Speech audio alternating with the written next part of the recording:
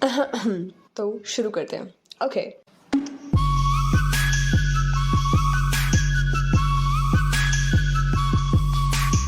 Hey guys, I am back era with book 1 chapter 1 the IPU saga. I know मैं बहुत late हूँ यार, क्या करूँ, आदत है मतलब स्कूल से यार, लेट कवर। बट खैर, अब मैं यहाँ पे आ चुकी हूँ तो मैंने सोचा क्यों ना अपने एपिसोड को पोस्ट कर दिया जाए। जी हाँ, आप सुन रहे हैं मेरा एपिसोड। अब क्योंकि आप सब जानते हैं कि आईपीयू सागा में मैं अपनी कॉलेज लाइफ, अपनी कैंपस लाइफ, अपनी आईपीयू लाइफ बताने वाली हूँ, तो हियर आई एम। अब जैसे हम सबको पता है कि कॉलेज लाइफ शुरू कैसे होती है। हाँ जी, हाँ जी, हाँ जी।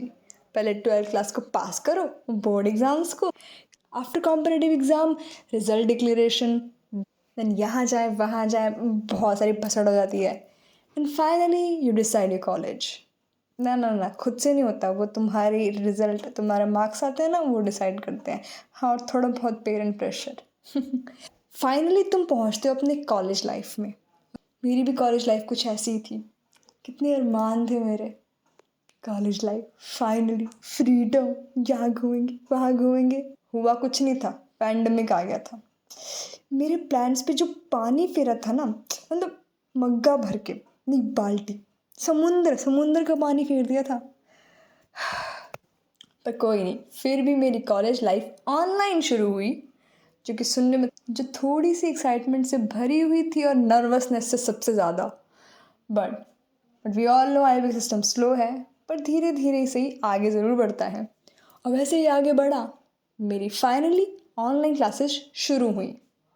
तो सबसे पहली जो मीट थी वो थी एक अनऑफिशियल मीट। एग्जैक्टली, नहीं कैंपस में नहीं हुई थी। गूगल पे हुई थी, गूगल मीट पे, जिसमें कि मेरे कॉलेज के प्रोफेसर, स्टाफ, कुछ कोऑर्डिनेटर और कुछ सीनियर्स, साथ ही साथ मेरे अनमोल बैचमेट्स, सभी थे। काफ़ी इंटरेस्टिंग थी।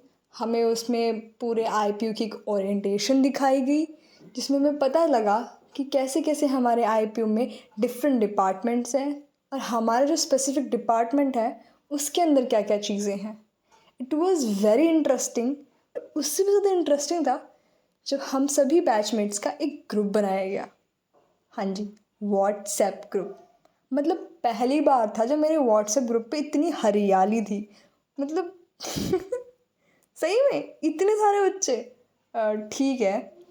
और यही नहीं, धीरे धीरे दिन बीतते गए और कुछ कुछ बच्चे इसमें ऐड होते गए।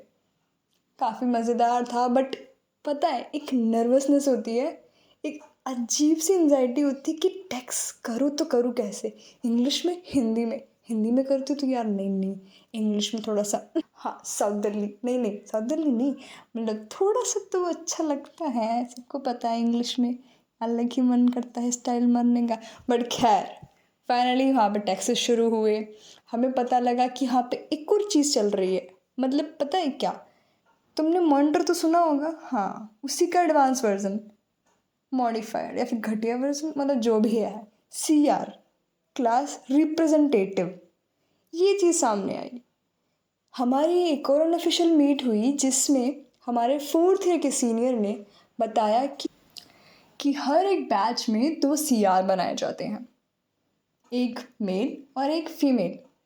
नाइस, इक्वालिटी चल रही है ब्रोज, इक्वालिटी। बट उन्होंने हमें बताया कि हमारा मेल रिप्रेजेंटेटिव ऑलरेडी डिक्लेयर्ड है, ऑलरेडी बना दिया गया है। पॉलिटिक्स आई मीन, नहीं आईपीयू में नहीं होती, बिल्कुल नहीं होती।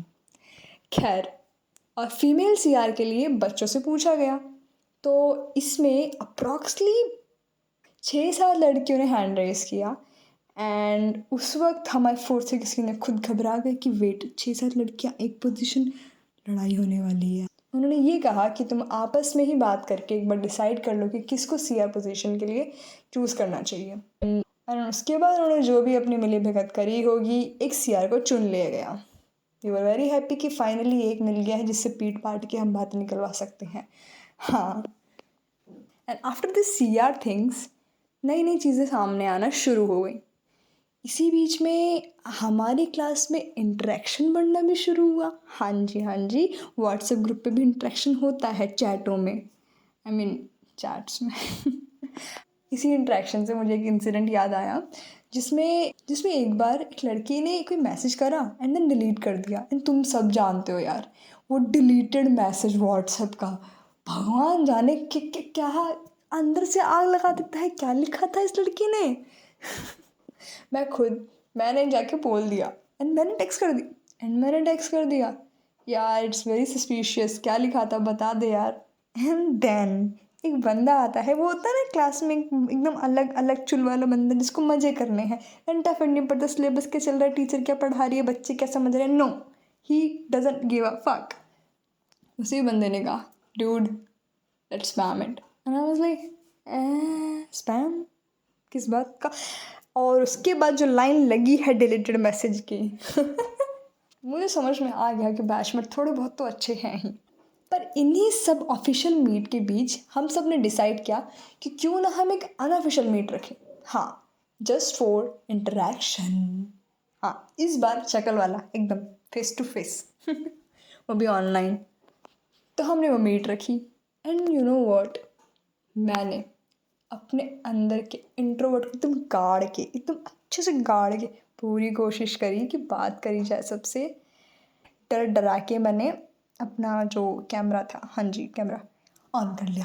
यार पता शक्ल ख़राब है बट क्या करें, दिखानी तो पड़ेगी ही। पर उस अनऑफिशियल मीट में हमारे मेल्स यार थे ही नहीं। हाँ जी, देख रहे हो, रिस्पॉन्सिबिलिटी अच्छे से निभाते हैं आईपीयू के बच्चे। पर खैर, हमारी फीमेल्स यार हमारे साथ थी और बहुत सारे बच्चों ने वो मीट ज्वाइन की। बट थोड़ी बहुत मन में वो नर्वसनेस, एंजाइटी, भगवान जाने कौन कौन सी चीज़ें जो आती रहती हैं। लिटरली किसी ने भी फर्स्ट टाइम कैमरा या माइक ऑन नहीं किया था। मैं खुद अंदर मर रही थी वहाँ पे, बट मैंने ऑन किया। मुझे पता शक्ल गंदी है बट क्या कर सकते। अब क्योंकि मेरी क्लास के बच्चे सिर्फ ऑनलाइन ही नहीं बल्कि ऑफलाइन भी मिल रहे थे, तो मैंने भी सोचा क्यों ना मैं भी दोस्त बनाने की कोशिश करूँ। कई लोगों से मैंने भी डीएम पे बातें करी एंड काफ़ी अच्छा भी लगा उनसे बात करके। कुछ लगे थोड़े से अटपटे, बट होते हैं, हर क्लास में होते हैं। पर इन्हीं सब के बीच मुझे एक दोस्त मिला। Let's name him jolly, because he was very jolly. वो बंदा आया भी, ग्रुप में ऐड हुआ, बट उसने पता क्या टेक्स्ट किया, गाइज मैं आउटसाइड दिल्ली से हूँ, देखो मुझे नहीं पता दिल्ली के लोग कैसे होते हैं, मैं जज नहीं कर रहा, बस भाई लोग भाई भाई बन के रहना। And I was like dude, इसे भाईचारा चाहिए दिल्ली के लोगों से जो नहीं होता, मतलब ठीक है हम देंगे। और बच्चों ने जो जो यूनिटी दिखाई, जो दिल्ली की जो बढ़िया बढ़िया इमेज बनाई, हाँ भाई हम तेरे साथ है भाई भाई, यो ब्रो कोड। मैंने फिर उसको उसी की लैंग्वेज में, क्योंकि वो जिस स्टेट से बिलोंग करता था उसकी लैंग्वेज मुझे थोड़ी बहुत आती थी, थोड़ी बहुत। मैंने उसमें रिप्लाई किया एंड ही वाज लाइक, उसने तो मुझे डीएम करा। मैं लाइक ओके ठीक है, हाँ भाई बोल। और डीएम में आते ही उसने मुझसे पूछा, तू वहाँ से है? मैंने कहा नहीं मैं वहाँ से नहीं हूँ। तो कहता अच्छा तू फिर कहाँ से है? मैंने कहा मैं वहाँ से जहाँ तू आने वाला है। कहता है मैं दिल्ली। कहता बे फिर तुझे आती कैसे लैंग्वेज? मैं कहा दोस्त, डूड दोस्तों से भी बहुत चीज़ें सीखी जाती हैं बकचोदी के अलावा। मैंने भी सीख ली थी कुछ लैंग्वेजेस, मुझे काफ़ी इंटरेस्ट था ऐसे रीजनल लैंग्वेजेस में बात करने का, बहुत ज़्यादा, अभी भी बहुत है, खम्बा खड़ी। खैर मुझे आती नहीं है, खैर छोड़ो। एंड उसके बाद हमारी दोस्ती धीरे धीरे बनने लगी। एंड सच में वो बंदा और उसका व्हाट्सएप का स्टिकर कलेक्शन, मैं तो प्यार में ही आ गई थी उसके स्टिकर कलेक्शन में। क्या ओपी लेवल के होते थे सारे कुत्ते, मतलब सारे कुत्ते वाले स्टिकर इतने इंटरेस्टिंग होते थे ना, मतलब मैं देखते हंस जाती थी कि ये बंदा बहुत ओपी लेवल है, इसको स्टैंड अप कॉमेडी करा दो। ये जाकिर खान कौन है इसके आगे। और जॉली सच में काफ़ी बदमाश था, लेकिन वो काफ़ी अच्छा भी था। मैं समझ रही थी उसकी बातों से कि वो बस हमारे बीच में इन्वॉल्व होना चाह रहा है, हम जैसा बनना चाह रहा है, या फिर सिर्फ बताना चाह रहा है कि मैं कैसा हूँ, जो कि मुझे तो काफ़ी इंटरेस्टिंग लगा। एंड स्पेशली उसके वो व्हाट्सएप के स्टिकर्स, ओ भाई क्या क्या स्टिकर्स थे यार। मतलब मज़ा ही आ गया। मुझे पहले पता लगा था कि व्हाट्सएप पे स्टिकर्स का भी होता है कुछ काम, एंड मैं तो सारे उसी से सेव करती थी। पर उसकी बदमाशियाँ कभी कभी कुछ लोगों को पसंद नहीं आई। तो ग्रुप में भी एक बार किसी बंदे से उसकी छोटी सी बहस हुई, बट उसने वो वहीं पे ख़त्म कर दी। और मुझे उससे उसका ये नेचर समझ में आया कि वो लड़ना नहीं चाहता था, वो बस दोस्ती करना चाहता था। हाँ, उसकी रोस्टिंग स्किल्स काफ़ी इंटरेस्टिंग थी, बट कुछ लोग हो जाते हैं ऑफेंड। मुझे पता है सुनने वाले तुम भी शायद हो ही जाओगे किसी दिन मुझसे, बट खैर खैर वो दिन याद नहीं करना। अभी अभी मेरे साथ रहो, सपोर्ट है रहा, ठीक है। भाई पिसा का अब धीरे धीरे ही सही, पर हमारी रेल की गाड़ी पटरी पर आने लगी। मतलब ऑनलाइन क्लासेस शुरू हो गई, syllabus, time table and then teachers, हमें सबका पता लगा। एंड फाइनली टीचर्स ने भी अपने इंडिविजुअल क्लासेस लेना शुरू कर दिया, हाँ, गूगल मीट पे। और उन्हीं में से हमें एक टीचर ऐसे मिले जिनको 100 बीमारियाँ थी। मतलब एक बंदे को 100 बीमारी, हाउ इज़ इट पॉसिबल। पर जो भी था, वो टीचर काफ़ी अच्छे थे। लाइफ के लेसन तो क्या ही देते थे। मतलब अगर 1 घंटे की क्लास है तो 45 मिनट तो लेसन, लाइफ लेसन मिलेगा तुम्हें, और सिर्फ 15 मिनट की पढ़ाई। बट उनकी क्लास का मैं सच में दिल से इंतज़ार करती थी कि कब आएगी, कब, मतलब कब कहानी सुनने को मिलेगी, मज़ा आ जाएगा। एक अलग ही पॉडकास्ट चलता था उनका। फिर उसके बाद मिली हमें एक फ़ीमेल टीचर जो कि काफ़ी अच्छी थी, बट वो बोलती बहुत थी यार। मतलब 100 लाइन ना वो एक एक मिनट में ख़त्म कर देती थी और मेरे को तो समझ ही नहीं आता था, पर वो हमेशा हमारी क्वेरीज को सॉल्व करती थी। तो ये काफ़ी अच्छा था। फिर उसके बाद एक और फीमेल टीचर जिनकी एज थोड़ी थोड़ी मैच करती थी, क्योंकि वो हमारी पीएचडी स्कॉलर थी। एंड सभी लड़कों ने उनकी मीट ज्वाइन की थी, लड़कियों ने भी ज्वाइन की थी। खैर वो हमारी कम्युनिकेशन की टीचर थी, वो काफ़ी अच्छी थी। फिर उसके बाद आते हैं एकदम एकदम अतरंगी नारंगी, मेरे को नहीं पता मैं क्या नाम लूँ उस बंदे के लिए। हाँ, कैसा टीचर था भाई, मेरे को लाइफ में से टीचर नहीं चाहिए। साउथ इंडियन थे वो। देखो मैं डिसरिस्पेक्ट नहीं कर रही किसी साउथ इंडियन की, बट अगर आपको इंग्लिश नहीं बोलने आती तो मत बोलो ना, हिंदी में बात कर लो। एंड अगर हिंदी में भी कोई दिक्कत है देन थोड़ा तो धीरे बोल लो, एटलीस्ट समझ तो ले बंदा। नहीं, उस बंदे को बोलना भी फास्ट है, बोलना भी अपनी टूटी फूटी हिंदी इंग्लिश, पता नहीं कौन सी भाषा में बोलना है, समझ में भी नहीं आना है हमें। एज अ पर्सन मुझे सभी टीचर्स काफ़ी अच्छे लगे। बस तो हमारा यूं ही रुक रुक के या धीरे धीरे या नेटवर्क इश्यू की वजह से चल रहा था। लेकिन हमारे डिपार्टमेंट में जो अदर ऑर्गेनाइजेशंस हैं उन्होंने भी कुछ ऑफिशियल मीट रखी। एंड एक बड़ी इंटरेस्टिंग सी ऑफिशियल मीट हुई जिसमें, हाँ, मेरा वही जॉली दोस्त था ना, कुछ ज़्यादा ही एक्साइटेड हो गया। उसने सीरियसली 3rd ईयर के सीनियर से नंबर पूछ लिया। बिकॉज 3rd ईयर के सीनियर ने भी खुद कहा था कि देखो तुम्हें कोई हेल्प चाहिए हो ना तो बच्चे मैं यहीं पर हूँ, you can ask me any time. तो उसने कहा okay, can I have a number, and I was like number. पर अब देखो वो बस वहाँ पे इन्वॉल्व होना चाहता था मेरे नज़रिए से। मुझे नहीं पता बाकी बच्चों का क्या नज़रिया रहा होगा, क्या पर्सपेक्टिव होगा, बट जितना मैं उसे समझ पा रही थी एज अ फ्रेंड, वो बस मजाक कर रहा था, थोड़ा सा इन्वामेंट को लाइट करने के लिए। क्योंकि अभी अभी हम पूरा, पता नहीं डिपार्टमेंट जो भी इसमें ऑर्गेनाइजेशन थी, जो भी इसकी डेप्थ थी, या जी कहाँ से कब शुरू क्यों शुरू, जो भी हुआ था पता नहीं क्या था, सो थोड़ा सा उसी में थोड़ा लाइटन करने के लिए। तो वो कहते हैं ना, जितने लोग उतनी बातें। तो वो छोटी सी बात कब किसके मन में घर कर गई किसी को पता नहीं चला, ना मुझे ना मेरे दोस्त को। हम तो अपनी ऑनलाइन क्लास, ऑनलाइन लाइफ जी रहे थे। पर मैं अब तक सिर्फ अपने बैचमेट से ऑनलाइन मिली थी, वो भी सब के सब नहीं, कुछ ही लोगों से मेरी बातें हुई थी। एक फीमेल सीआर, मेल सीआर को मैंने टेक्स्ट नहीं किया, और एक दो और दोस्त।